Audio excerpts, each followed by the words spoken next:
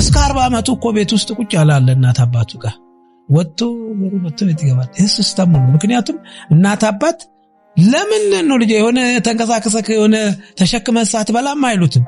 ወይኔ ልጅ እኔ አፈር እንደው በህይወት ኖር ይላል ሲስተሙ። የኛ ሲስተም አፈር ነው ለአንተ ብቻ ነው ልጅ ነው እንዴ? አሁን የሰው የጦርታ አስዶታ አብሮ ከአባቱ ጋር ሊጦር ከእናቱ ጋር ሊጦር ነው። ይሄ ሲስተሙ ነው። ያ ሲስተም እስካልተቀየረ ድረስ ለምን ብሎ ለምሳሌ ሶሳይቲውም ራሱ ብድግ ብሎ አይ አንተ ተንቀሳቀስ እንጂ እናትህ ከጫካ እንጨት እየተሸከመች እየመጣች አንተ እዚህ ስትንገላወድ ብለክ እና ምን ላድርግ ስራ ጠፋው ሄድና እናትህን እንጨት ተሸከመ። በቃ ወይ እንደ እናቱ ሄዶ እንጨት ተሸከመ። ምንድነው እናቱ እየተሸከመች አይደለችም? 9 ወር ያረገዘችው ተሸክማ ከመጣች እሱ ለምንድነው በዚህ ተሸክሙ? ምን ይሆናል? ይሄው ሞክር እምቢ ካለህ ሞክር ነው ጊቫፕ የሚለን የጋ ያለ። እንደውም የሚቆጨን ነገር ያልሞከርነው ነገር ካለን ሞክረኑ ካልተሳካ እንዳይቆጭ። ስለዚህ ደጋግመን ተስፋ መቁረጥ በኔ ጋር ቦታ ያላት የኔ ውዝደም እሷ ነች ተስፋ መቁረጥ የምትባል። ለዚህ ነው ሲድኒ ኦሎምፒክ ላይ ፖል ተርጋት እኮ አሸንፏል። ያቺ ተስፋ ያለ መቁረጥ ፖሊሲ እንትኔ የውስጥ እንትን ያችን ወርቅ ያማረች ወርቅ ሜዳሊያ እንዳገኝ አደረገኝ። ስለዚህ ከኔ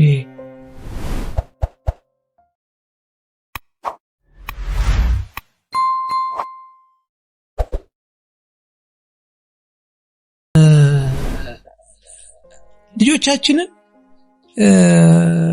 በመኪና ትምህርት ቤት እንወስዳቸዋለን፣ በመኪና እንመልሳቸዋለን፣ ጥሩ ምግብ እንትን ይባልላቸዋል።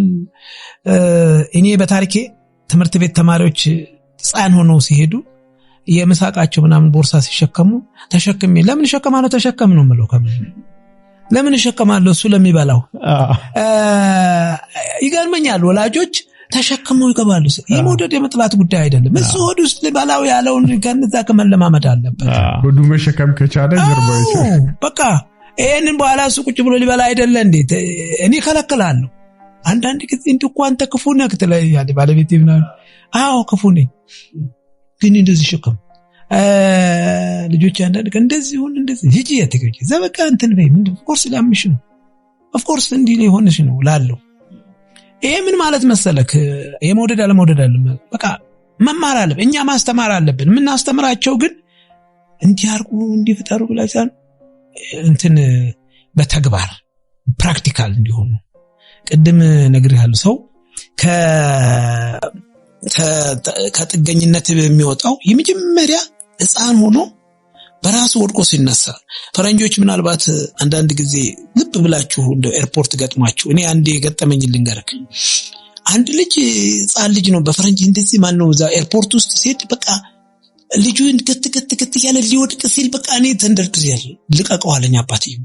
ለምን ትይዘዋለህ? አመሰግናለሁ አለኝ። ምን አይነት ክፉ ነው አልኩኝ። በጣም ተናደድኩበት። ልጁ ሊወድቅ በቃ አሰብኳስ ምን ማለት ነው ብዬ መልሱን ያገኘሁት ከስንት ዓመት በኋላ ነው። ለካ እውነቱን ነው። ልጁ ከምንም በላይ ወድቆ የተነሳው ትምህርት ያስተምረዋል። ከምንም በላይ ግን ዝም ብሎ ከሩቅ እኮ ነው የሚከተለው። አደገኛ የሆነ ነገር ላይ ብቻ እንትን እንዳይል ነው የሚከተለው የነበረው። እና አሁንም እኛም ማስተማር ያለብን ልጆቻችን አደገኛ ነገር ላይ እንዳይሆኑ ከዛ እየተማሩ እንዲወጡ። አየህ ሰልፍ ኮንፊደንስ ቢልድ የሚያደርጉት ከዛች አስተዳደግ ጀምሮ በቃ ይሄ ነው። አሁን ይሄንን ነው እንግዲህ አሁን የሚቀጥለው ጄነሬሽን መፍጠር ያለብን። በጣም ኦፖርቹኒቲ አግኝቻለሁ። እኔም ዋጋለሁ አባ እንተኔ እንደዚህ ምንም እኮ አላወረሰኝ እንዴት ሊያወርስ ይችላል? በነገራችን ላይ በአደጉ ሀገሮች በውርስ ያገኘው ንብረት ካለ በጣም የተዋረደ ሰው ነው እሱ። በጣም አንዳንድ ጊዜ አንዳንድ የፈረንጅ እንትን ሰክሰስፉል የሆኑ ልጆች ይዋሻሉ። ማለት ከውርስ አግኝተው ያደጉበትን ይዋሻሉ። ምን ያደርጋሉ መሰል እንደዚህ ለፍቼ ከንትን ዜሮ ተነስቼ ምናምን በዛ በቃ አፕሪሺየት ስለሚደረጉ ማለት ነው። አይ አባቴ እንትን ነበረና እሱን እንደዚህ ያደረኩ ምናምን ስትለው ታዲያ ምን እንትን ተወረረብኛል ይላል። እኛ ሀገር ደግሞ በተቃራኒው ነው።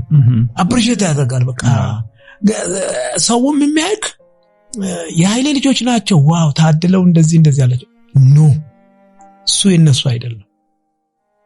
ለፍተው ጥረው ግረው አፕሪሺየት አድርገው እንዲያገኙበት ፈቅዳለሁ እንጂ ይሄ ተገነባ የኃይሌ ንብረት አይደለም። ሲገነባም የብዙ ሰዎች እንትን ነው ልፋት ያለበት ይገለገሉበታል እስከሰሩ እነሱም እስከለፉ በቃ ይሄንን ነው እኛ እንትን ምለው። ይሄን ደግሞ ከየት ተማርከው በቃ ልክ አይደለም ምን አይነት በዚህ በኢትዮጵያ ውስጥ የለም ነው። ለምንድነው እኔ ውጪ ቅድም እኮ ነገርኩ ሆላንድ ሀገር ለምንድነው የዛን ያህል ጊዜ ቆየሁት? ለምን ጃፓን እንግዲህ 108 ሀገር በዓለም ላይ ዞሬ ያየሁት እነሱ እኮ የበለጡን በዚህ ነው።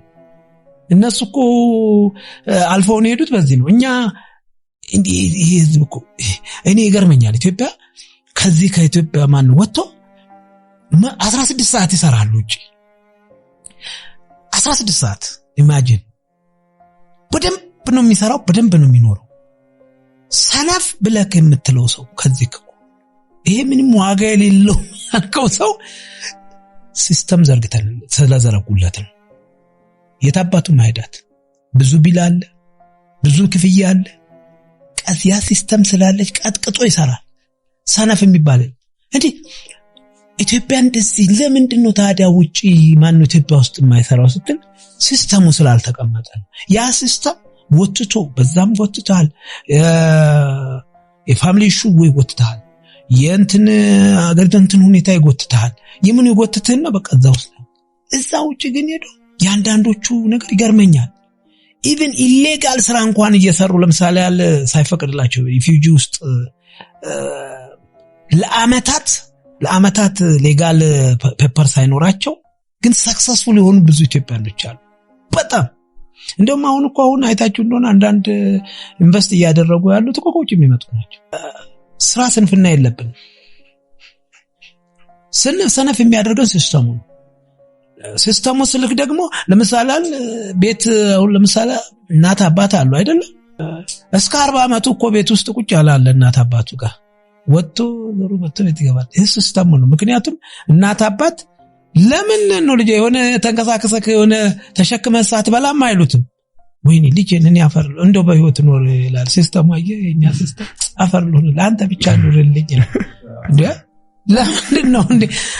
አሁን የሰውዬ ጡረታ ሲወጣ አብሮ ከአባቱ ጋር ሊጦር ከእናቱ ጋር ሊጦር ነው። ይሄ ሲስተሙ ነው።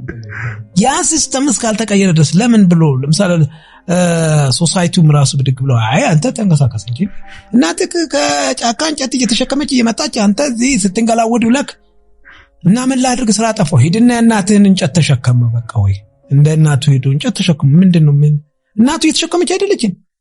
9 ወር ያረገዘችው ተሸክማ ከመጣች እሱ ለምንድነው በዚህ ተሸክሙ ምን ይሆናል? እንደዚህ ሲስተሙ አልፈቀደልንም። ያ ሲስተሙ እናቶች ተቸግረው ተለቅተው ምንም ብለው አይናቸውም ተጨናብሰው የማብላት ግዴታ አለባቸው። ሲስተሙ የፈጠረው ሲስተሙ ስልክ እንትን የተፈጠረ እኮ ነው በሶሳይቲ የተፈጠረ እንጂ እንዲህ ነው ብለው እኮ አለ። ግን አላስተማርናቸውም። ለምን ብለን ከዳ ደግሞ እናትየዋ ሲሸከሙ ችግር የለውም እንጨቱን፣ እሱ ሲሸከም ግን በስማም ይባል ለምን ይሄ ነገር መስበር ብንችል አንዳንዴ ለምሳሌ never give up የሚለው wisdom ነው። በቃ ያው ሞክር እምቢ ካለህ ሞክር ነው። give up የሚለን የጋ ያለ በቃ እንደውም የሚቆጨን ነገር ያልሞከርነው ነገር ካለ ነው። የሞክረኑ ካልተሳካ እንዳይቆጭን። ስለዚህ ደጋግመን ተስፋ መቁረጥ በኔጋ ቦታ ያላት የኔ ዊዝደም እሷ ነው ተስፋ መቁረጥ የምትባል። ለዚህ ነው ሲድኒ ኦሎምፒክ ላይ ፖል ተርጋት እኮ አሸንፏል። ያቺ ተስፋ ያለ መቁረጥ ፖሊሲ እንትኔ የውስጥ እንትን ያቺን ወርቅ ያማረች ወርቅ ሜዳሊያ እንዳገኝ አደረገኝ። ስለዚህ እኔ ለሌሎች ወገኖቼ ተስፋ መቁረጥ የሚባል ራሱ ቁረጡበት። ምክንያቱም አንዱ ትልቁ ችግራችን ይሄ ስለሆነ ደግሞ በምንም ታምር ምንም ምድርና ሰማይ ያልፋሉ እንኳን ተበለበትባል ተስፋ መቁረጥ የለብህም። ማድረግ ያለብህን አድርገህ ይሄ ነው ምለው። እኔ ወገኖችን ሁሉ ጊዜ አንዳንድ ጊዜ በትንሽ ነገር መርካት፣ በትንሽ ነገር ደግሞ ጊቭ አፕ ማድረግ። ፕሊዝ ዲዛይንን ነገር ምክንያቱም ቀን ማን ውሎ ሲያድር ሌላ ነገር ነው አንዳንድ ጊዜ እኮ እንትን ላይ ምንድነው ኮከቦች እንትኖችም እኮ አሉ ዛሬ ማን ነው ዛሬ ላይ ገጥሞ ይችላሉ ነገ እኮ ገጥሞ ታገኛቸዋለህ የሆነ ነገር ለምሳሌ ዛሬ በሆነ በቃ በሁሉ ነገር ዲፕሬስድ አድርገህ ተፈጥፍጠክ በቃ አው እስቲ ነገር ይደርና ሊወስል ሌላ ነገር ምክንያቱም ምንድነው የኳክብት አጥኛ አይደለሁም የሆነ ነገር ይገጥማል ካንተ ሆሮስኮፕ ይገጥምልሃል ዛሬ ባይሆን ነገ ሊሆን ይችላል ስለዚህ በዛ አይን እንድናየው ነው በጣም ነው ማመሰግናችሁ Thank you በጣም ኃይሌ